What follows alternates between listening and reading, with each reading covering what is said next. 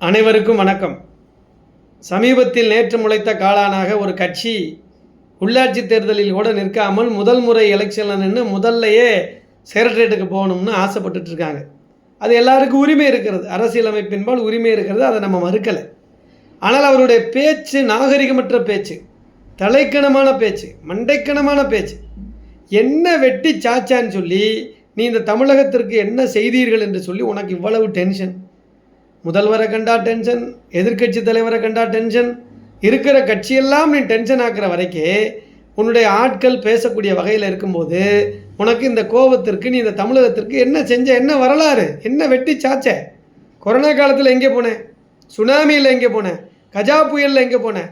தமிழகம் கண்டிருக்கக்கூடிய பல்வேறு போராட்ட களங்கள், பல்வேறு பேரழிவுகள், பல்வேறு பேரிடர்கள் காலத்தில் எங்கே போனீங்க?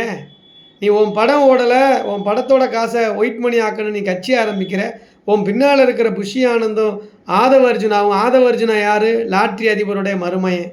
லாட்டரியில் பல்வேறு இளம் பெண்களுடைய தாலி அறுத்து சம்பாதிச்ச பணத்தில் அவன் பணக்காரன். புஷி ஆனந்து ஒரு சாராய வியாபாரி பாண்டிச்சேரியில். அவனுக்கு தமிழகத்தோடைய பூலோகம் தெரியுமா? இங்கே இருக்கிற தென் மாவட்ட மக்களுடைய பழக்கம் தெரியுமா? கொங்கு நாடு மாவட்ட மக்களோட பழக்கம் தெரியுமா? டெல்டா மாவட்ட மக்களுடைய பழக்கம் தெரியுமா? மதுரை மண்டலத்தில் பழக்கம் தெரியுமா? மத்திய மண்டலத்தில் பழக்கம் தெரியுமா? நீ யாருடைய அட்வைஸு? இப்போ நீ சினிமா காட்சி சாலைக்குள்ளே ஒரு டென்ட்டுக்குள்ளே மேக்கப் பண்ணி நடிச்சுட்டு வந்துட்டு ஒரு சமீப காலத்தில் வரைக்கும் சினிமாவில் போராட்டம், ஆர்ப்பாட்டம், கல்லெறி, பட்டா கத்தி, பரட்டத்தலை, இரத்த களரி காட்சிகள், ஆபாச காட்சிகள், நீ என்ன நடிக்கலை? பீடி, சிகரெட்டு, தண்ணி எல்லாத்தையும் இந்த தமிழ் சமுதாயத்துக்கு, மாணவர்களுக்கு விரோதமான எதிர்கால விரோத காட்சிகளில் பூரா நடிச்சுட்டு இன்றைக்கு குடும்ப விஷயங்களில் கூட உன்னை நம்பி வந்த இளைஞர்களுக்கும் பெண்களுக்கும் முன்னுதாரணமாக நீ இருக்கலைங்கிற மாதிரியான செய்திகள் வருது. ஆக எந்த வகையில் நீ மிகப்பெரிய சீனியர் தலைவர்களை மண்டைக்கணத்தோடு பேச முடியும்? நீ தலைக்கணத்தை முதல்ல உன்னோட இருக்கிற ஆளுகளையும் கட்டுப்படுத்தும். தேர்தல் பிரச்சாரம் என்பது நாகரிகமான முறையில் இருக்க வேண்டும். உனக்கு பின்னால் அப்ராணியாக அறியாமல் இருந்த இளைஞர்கள் வராங்கன்னு நினச்சிக்கிட்டு இருக்கீங்க. அவங்க எவ்வளோ நாள் வருவாங்கன்னு சொல்ல முடியாது. நீ என்னைக்கு உன்னுடைய பர்சனலில் சில விஷயங்கள் பாதிக்கப்பட்ட செய்திகளாக வந்த பொழுதே உனக்கு பின்னால் ஒரு எண்ணிக்கை 60% பேர் ஓடி போயிட்டேன். இப்போ இருக்கிற 30%லையும் நீ தலைக்கணமாக நான் தான் ஒரு சிபிஐ ஆஃபீஸுக்குள்ளே போயிட்டு வர. சிபிஐ ஆஃபீஸுக்குள்ளே போயிட்டு வரையில் எதுக்கு போனேன்? இந்த தியாக செயலுக்காக உள்ளே போயிட்டு வந்த. 41 பேர் மரணம், 41 பேர் கொலை செய்யப்பட்டிருக்கிறார்கள், 41 பேருடைய உயிர் போயிருக்கிறது. அதில் நீ தப்பு செஞ்சியா ரைட்டு செஞ்சியாங்கிறத தீர்ப்பு தான் சொல்லணும். ஆனால் நீ போனது ஒரு குற்றம் உன் மேலே சுமத்தப்பட்டிருக்கிறது. அந்த விசாரணைக்கு போகும்போது நீ 41 பேர் செத்து போயிருக்கானே, அவன் உண்மையாக செத்தானோ, என்ன சூழ்நிலையில் செத்தானோ சட்டம் சொல்லட்டும், தீர்ப்பு சொல்லட்டும். அப்போ எப்படி கண்ணியமாக நீ வெளியில் வரணும்? நீ என்ன தியாகசீலரா? நீ சிபிஐக்கு போன. அப்போ நீ அங்கே இருந்துட்டு சினிமா என்னமோ ட்ரெண்டு பிரச்சாரம் கேம்பெயினில் வர மாதிரி வர, அதை 10 டிவியும் உன்னை தூக்கி காட்டுது. அப்போ இந்த மீடியாக்கள் உன்னை தூக்கி பிடிக்கிறது தான் இப்போ பிரச்சனையே. நீ உனக்கு ஏற்பட்ட தலைக்கணத்திற்கு யார் உனக்கு சப்போர்ட்டுனா மீடியா தான். இந்த மீடியாக்களை நம்ம நியாயமான முறையில் பண்ணுங்கள்.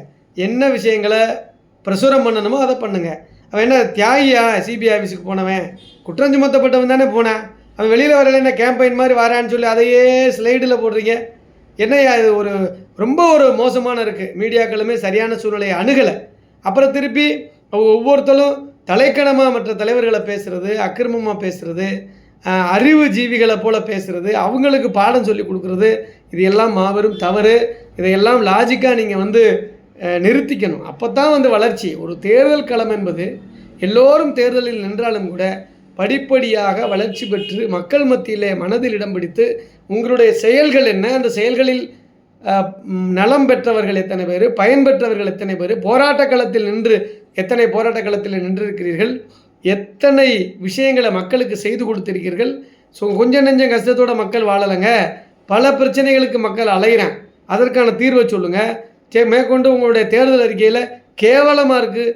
2500 தாரேன், 3000 தாரேன், ஜாமான்செட்டு தாரேன், பூ தாரேன், சீர் தாரேன்னா எவன்ட்டு காசில் கொடுக்க போகிறேன்? நீ மற்ற கட்சிகளை சொல்கிற, திருப்பி நீனும் அதே மாதிரி தானே வர.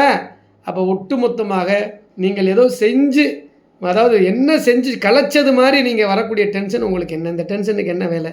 இந்த டென்ஷனுக்கு வேலையே கிடையாது. நீங்கள்லாம் கடந்த காலங்களில் எங்கே இருந்தீங்கன்னே தெரியாது. இப்போ 2 வருஷத்தில் நீ கட்சி ஆரம்பிச்சுட்டு செக்ரட்டரியேட்டில் உட்காரணும்னா அது தமிழக வரலாறு அப்படிலாம் இருக்காது. அது மிகப்பெரிய வரலாற்றுக்கு சொந்தமான தலைமைச் செயலகம். மக்கள் மனதில் இடம் பிடிக்கக்கூடிய, அன்றைக்கு மக்கள் மனதில் எம்ஜிஆர் ஜெயலலிதா அவர்கள் இடம் பிடித்தார்கள், கலைஞர்கள் இடம் பிடித்தார்னா அன்றைக்கு காலகட்டம் மக்கள் அறியாமையிலிருந்து அறிவு புரட்சிக்கு கொண்டு வருவதற்காக பல்வேறு வகையில் 2 கட்சியும் 2 கட்சிகளுமே போராடி இருக்கிறார்கள். அவருடைய போராட்டத்தைலாம் நம்ம மறுக்க முடியாது. பல ஊழல் விஷயங்கள் இருந்தாலும் கூட பல விஷயங்களை தமிழகத்துடைய முன்னேற்றத்திற்கு செய்திருக்கிறார்கள். ஆகவே நீ என்ன செஞ்ச நீ சொல்லிட்டு நீ வாரதுக்கு, அப்போ நீ எப்பேற்பட்ட ஒரு அடக்க குணத்தோடு இப்போ உங்களிடம் இருந்த தலைக்கணமே உங்களை இந்த தேர்தல் களத்திலிருந்து விரட்டி அடிக்கும் என்பது தான் நிச்சயம். அதை நீங்கள் மாற்றிக்கணும் அப்படிங்கிறத இந்த நேரத்தில் பதிவு செய்கிறேன். நன்றி, வணக்கம்.